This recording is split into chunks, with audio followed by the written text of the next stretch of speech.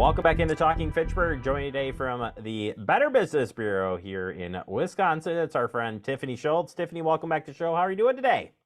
I'm great. Thanks for having me today.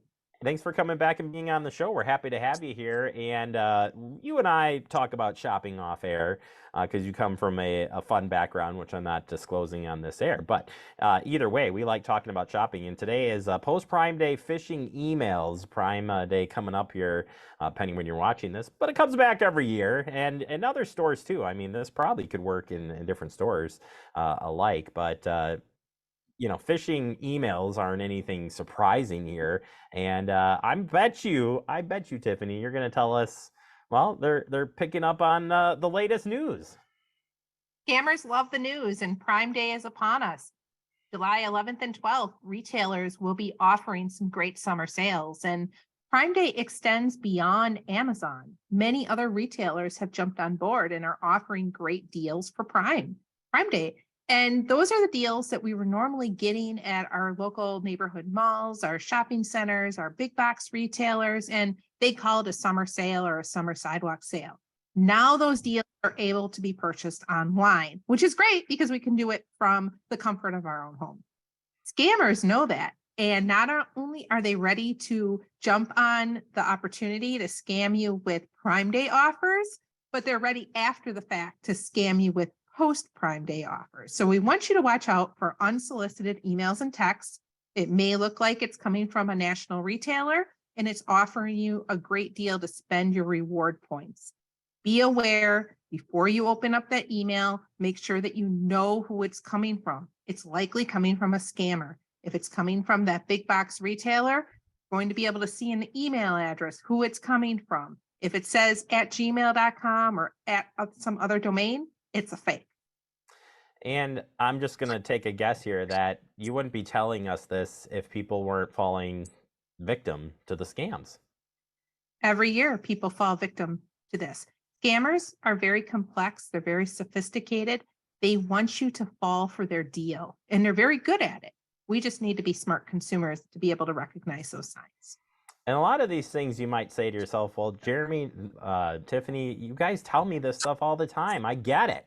But again, it's still happening, and it can happen as you're just not looking, you're not paying attention. So how can we avoid phishing scams? What are some areas we could look at that you haven't already talked about? When you open that email, the email address isn't the only dead giveaway. You're usually going to see these emails with the real logo because they've lifted it from somewhere else. If the deal sounds too good to be true, it probably is. If you're redeeming reward points, you never heard of the reward points before, where did it come from?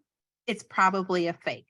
You can even hover over that link that they're offering you. Now that link is designed to usually download spyware and malware to your device. And if spyware or malware gets onto your device, the scammer can get into anything that you do on your computer. So be really careful before you go ahead and click. Hover over it. Where does it go? Does it go to the major retailer's website, or does it go to some site that you've never heard of?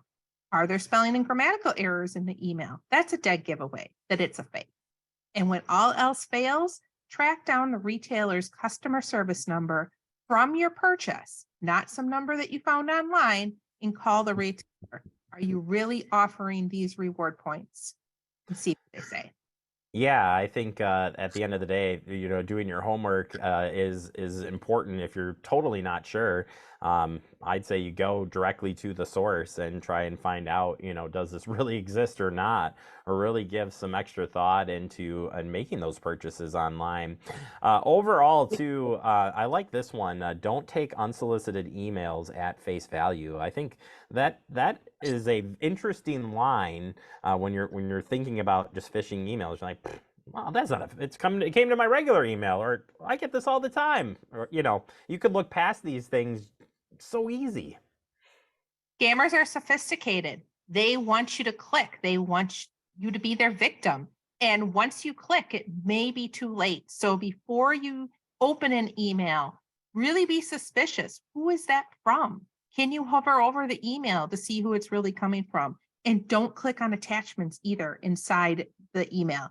If it's unsolicited and there's an attachment, there's a really good chance that there is malware. in that attachment, not only the link, but the attachment too. And then your computer gets compromised, and then you need an IT associate to help you through that process. So just don't, you don't know where it's coming from. Yeah, it's very true. I like to go and look in my spam account on my different emails and see what some of these things look like just to keep up on like, okay, Tiffany's right. These are like bad in so many different ways, but it's good to refresh and get like, okay, I understand it. Don't try to click on it, but if you do follow some of these things, you'll see these things right in there in some of those. But always got to be keep your guard up, as they say, and be ready to go. And another way to stay up on everything going on in Scamville and beyond is going to your lovely website for more information. Head on over to bbb.org. We have Prime Day tips. We have other consumer tips. Any subject that you're looking for, you can find on bbb.org or catch it here on Talking Fitchburg. Ooh, look at that. I like that. All right, Tiffany, thank you so much for the advice. I'm going to try to not spend too much money on Prime Day this year.